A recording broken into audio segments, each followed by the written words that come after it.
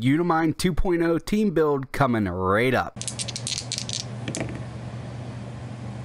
Mr. Clicksflix is brought to you by Lucky Dice Cafe out of Huntsville, Alabama, home of the ROC. No matter if you're in the United States or around the world, Lucky Dice Cafe has a winning role for all your gaming needs. You can visit them at luckydicecafe.com or on their Facebook page using the link found in the description of this video.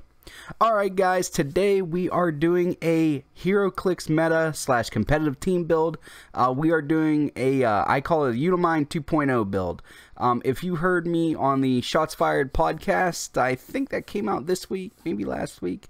I alluded to it that this was something I was going to do. I really like this team build. I think it changes up what Uni-Mind does in a significant way. And it sort of plays off of what the U.S. Nationals winner did with his Star Fox chase, but I'm using Uni-Mind instead with, you'll see. Okay, so let's get over to HC Realms so I can show you the team build. Alright, so here we are at HC Realms. We are using the unit section here.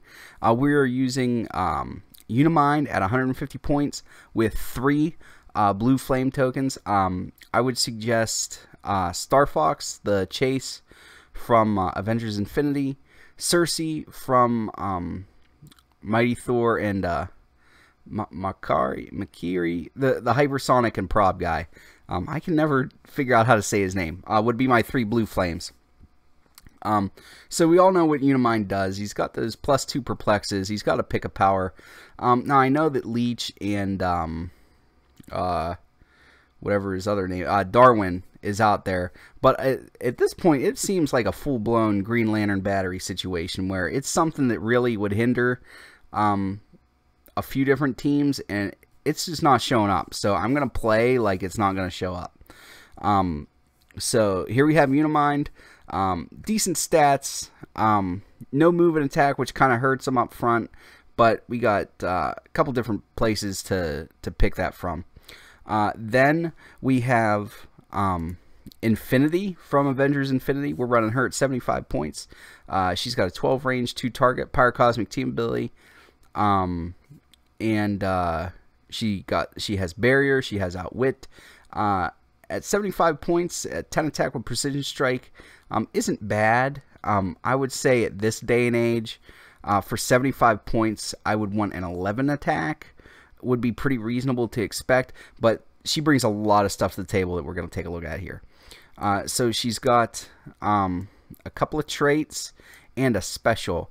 Her first one is Cosmic Entity. Infinity can't be the target of an attack with more than 1 target, so that protects her from being like simultaneously attacked with Uni-Mind or one of the other Colossals on the team.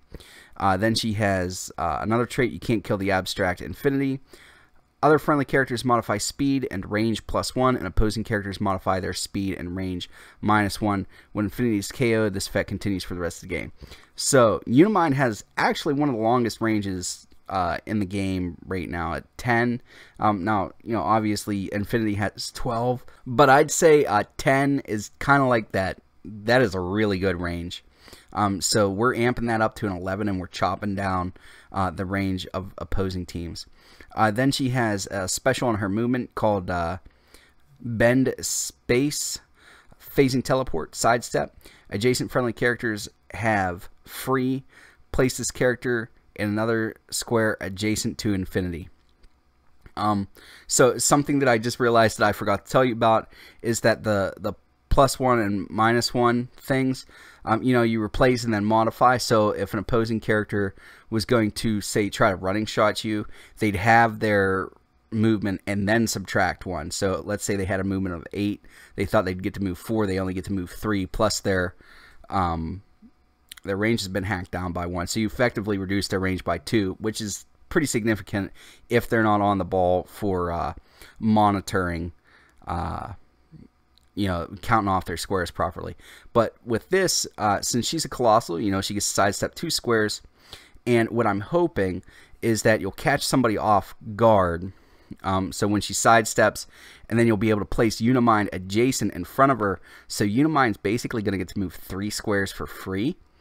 And then make 11 range if he didn't perplex up his range, or a 13 range if he does perplex up his range, which is really gonna mess with people. So you're actually getting a 15 square swing just by her using that sidestep and then using this special, which is, that's going to catch a lot of people. That having to add that extra 5 or 3, or it's going to catch a lot of people off guard. So I think she's going to be a good choice for this team.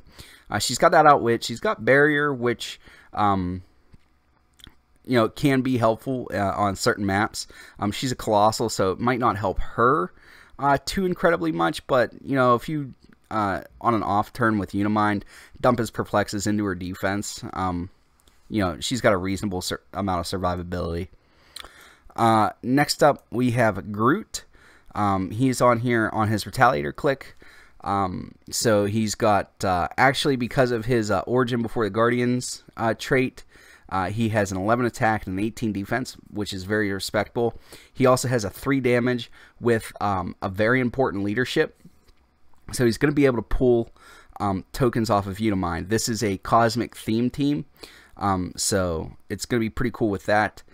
Then he also brings those walking woods to the table, and you can bring those in at the beginning of the game. Give your opponent a Leslie Evans, a Dr. Leslie Evans thing, because Uni-Mind and Infinity both have Power Cosmic, so no sense in worrying too much about that, and you can take care of that figure easily enough down the road anyway. But yeah, I mean, really respectable here. That leadership's going to be able to pull tokens off. You get the free walking woods. Just a win all around. And then the next thing I have on here is actually a kind of a surprise pick. Is Skyscraper Wonder Woman at her 15-point Retaliator click. She's on here pretty much just for her ignores and destroys blocking terrain, improved movement. Because then you're going to be able to destroy your opponent's barriers or get around stuff, so that you can basically let Uni-Mind and Infinity hang out in your starting area or somewhere near there. So that they can slowly do that side step down the field, and she can run some interference. Obviously, if your opponent's really counting on barrier, they're not going to let you do that for too long, but it might be something that catches them off guard to help. She does have plasticity and sidestep, so a good chance at stopping hypersonic speed characters. And when they fail to break away, give them an action token, and if you can't, deal them 1 unavoidable damage, which is really cool. Then she has her Colossal Retaliator click, so she can make a close attack targeting the chosen character, and also target all other characters within 2 squares of the target. Hit characters are each dealt 3 damage instead of normal damage. It can't be moved or placed or make range attacks during your next turn. That's pretty big. She's only got a 10 attack, but again, if this is an off turn with your Uni-Mind, you can dump those perplexes into her attack. Easy peasy lemon squeezy. And she's got the Colossal Indifference, so but there's so many Colossals on teams right now. That Colossal Indifference actually isn't as bad as it once was. And so that's it for the main boarded figures. Then I have 4 student ID cards. They all say Chamber, but I would probably go with Cyclops student ID, Iceman student ID, Jean Grey student ID, and then maybe Chamber if you wanted to. But there's enough points left over on this where you could turn one of those student IDs into a faculty ID if you wanted to. That's a personal preference thing. If you wanted to, if you have a particular map that I'm not thinking of where you would like to run this team, and like Wolverine serves you better or something like that, feel free to pick that. And then the last thing I have on this is Mjolnir, and this is on here just because it gives Uni-Mind an 11 range flurry between that and Star Fox. So with no perplexes or anything, this gives Uni-Mind an 11 attack for 4 damage and an 11 range flurry, which is going to be really hard to overcome. Going to really knock a lot of people off their game. You figure you dump, 1 perplex into his attack, 1 into his 1 into his damage. Now you're swinging a 13 for 6. twice in a thing, twice in a turn, it's going to be really hard for people to overcome that. And it's going to be nice too because, let's say they have energy shield deflection. Well, even though you're making a close combat attack, so that is how this team's going to work. Let me know in the comments below what you think of this team, or if you think there's something that would maybe help it run a little more smoothly. I'd like to see those things. If you enjoyed this video, make sure to give it a thumbs up, give it a share. Really helps keep me motivated making these videos. And that's all I have for you guys today. As always, please remember that it's only critical miss if you don't have probability control.